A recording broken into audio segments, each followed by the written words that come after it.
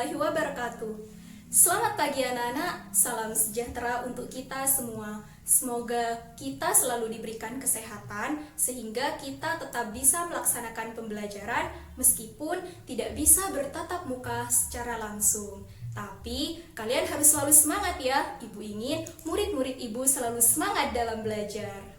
Nah, sebelum memulai pembelajaran, mari kita berdoa terlebih dahulu. Berdoa menurut agama dan keyakinan masing-masing, berdoa dipersilakan. Selesai. Silakan kalian persiapkan buku dan catatan kalian. Ibu harap kalian mengikuti dan menyimak pembelajaran ini dengan baik. Nah, materi sebelumnya kita membahas tentang apa?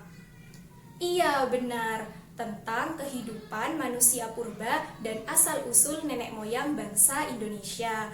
Melanjutkan materi yang kemarin, maka pada pembelajaran kali ini kita akan membahas tentang hasil-hasil kebudayaan masyarakat praaksara dan tradisi masyarakat praaksara yang masih ada hingga saat ini.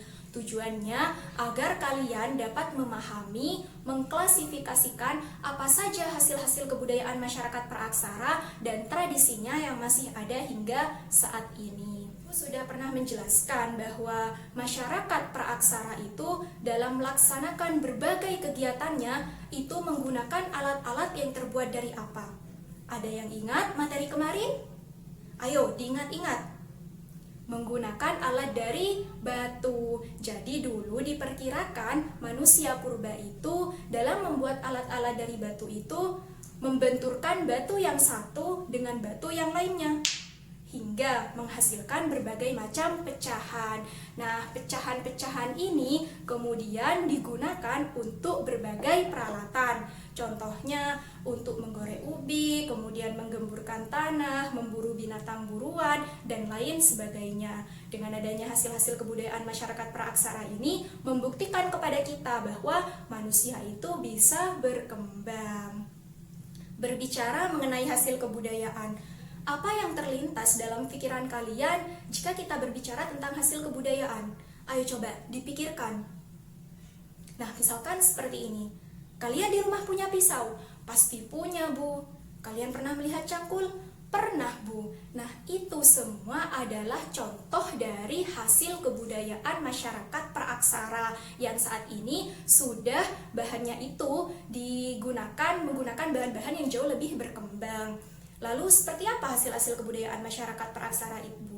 Nah, untuk lebih jelasnya, mari kita lihat video berikut ini.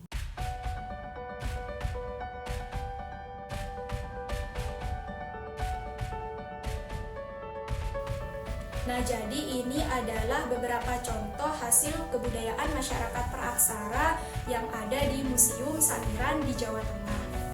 Jadi kalau kalian pernah ke Museum Sangiran di daerah Jawa Tengah itu, kita di sana itu dapat melihat langsung alat-alat kebudayaan masyarakat praaksara lengkap dengan corak kehidupannya. Nah, Ibu telah menjelaskan bahwa zaman praaksara di Indonesia itu dibagi menjadi berapa zaman? Iya, benar, dibagi menjadi dua, yaitu zaman batu dan juga zaman logam. Nah, di zaman batu ada berapa zaman?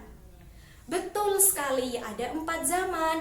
Nah, yang pertama yaitu zaman Paleolitikum atau yang disebut dengan zaman batu tua. Nah, di zaman Paleolitikum ini kita menemukan adanya kebudayaan Pacitan dan kebudayaan Ngandong. Bu, kenapa bisa disebut dengan kebudayaan Pacitan? Nah, jadi pada tahun 1935 itu ada salah satu tokoh yang bernama Von Koningswald. Dia itu menemukan banyak sekali alat batu di daerah Pacitan, Jawa Timur. Karena tempat penemuannya di daerah Pacitan, maka kebudayaan tersebut disebut dengan kebudayaan Pacitan. Contoh alatnya yang dapat kita temukan yaitu ada kapak genggam. Kalau dilihat dari gambarnya dan kata genggam, berarti kapak ini digunakan dengan cara digenggam ya, Bu? Benar sekali. Nah, kapak genggam ini cara penggunaannya itu dengan cara digenggam dan tidak memiliki tangkai. Kemudian ada kapak primbas. Nah, kapak primbas ini baik bentuk ataupun cara penggunaannya itu hampir sama dengan kapak genggam, tetapi memiliki ukuran yang lebih besar. Ada juga kapak penetak, kemudian pahat genggam. Fungsinya untuk apa? Untuk menggemburkan tanah, mencari umbi-umbian, dan lain sebagainya. Kemudian selain kebudayaan Pacitan, ada kebudayaan apa lagi? Kebudayaan Ngandong. Nah, alat-alat yang ditemukan pada kebudayaan Ngandong ini berupa alat-alat dari tulang. Contohnya, alat penusuk atau belati, kemudian ujung tombak. Setelah zaman Paleolitikum, ada zaman apa? Betul sekali, ada zaman Mesolitikum atau zaman Batu Tengah. Nah, di zaman Mesolitikum ini kita menemukan adanya Kyoken-Modinger. Apa itu, Bu, Kyoken-Modinger? Nah, Kyoken-Modinger itu adalah tumpukan kulit kerang yang sudah membatu. Nah, ini kita bisa jumpai di sepanjang pantai timur Sumatera. Kemudian ada juga Abricosroce. Nah, Abricosroce ini dapat kita jumpai terutama di daerah pedalaman, di Jawa, dan juga Sumatera. Zaman Paleolitikum sudah, zaman Mesolitikum sudah. Setelah itu kita zaman ke apa lagi ya? Nah, ada zaman Neolitikum atau zaman Batu Muda. Nah, di zaman Neolitikum ini, alat-alat kebudayaan manusia itu jauh lebih berkembang dari masa sebelumnya. Hal ini dikarenakan adanya migrasi secara bergelombang bangsa Proto-Melayu dari wilayah Yunan hingga ke Asia Tenggara termasuk Indonesia. Contoh alat-alatnya yang dapat kita temukan yaitu ada kapak persegi. Bu, kalau kapak persegi berarti bentuknya itu persegi. Benar sekali, pintar. Nah, kapak persegi ini bentuknya persegi. Kemudian ada kapak lonjong. Nah, kapak lonjong ini bentuknya lonjong. Fungsinya untuk apa? Untuk menggemburkan tanah. Ada juga mata tombak, mata pisau, dan juga ada gerabah. Setelah zaman Neolitikum, zaman batu yang terakhir yaitu zaman apa? Pinter, zaman Megalitikum atau zaman batu besar. Nah, di zaman batu besar ini kita menemukan alat-alat kebudayaannya itu sudah berupa benda atau bangunan monumental yang terbuat dari batu-batu besar. Contohnya, ada menhir. Nah, menhir ini seperti tiang batu ya. Nah, di sini banyak kita jumpai di daerah Bondowoso. Kalau kalian pernah ke daerah Bondowoso di Jawa Timur, tepatnya di Pekauman, kita dapat menjumpai alat-alat kebudayaan megalitik, termasuk menhir ini. Kemudian ada juga dolmen. Bentuknya seperti apa, Bu? Nah, bentuknya itu seperti meja batu. Fungsinya pemujaan kepada roh nenek moyang. Selain menhir dan dolmen, ada juga sarkofagus atau peti jenazah, ada juga kubur batu, ada juga punden berundak, dan banyak lagi. Nah, setelah zaman batu, tadi Ibu menjelaskan tentang apa? Zaman logam. Nah, di zaman logam ini masih dibagi menjadi dua. Coba sebutkan.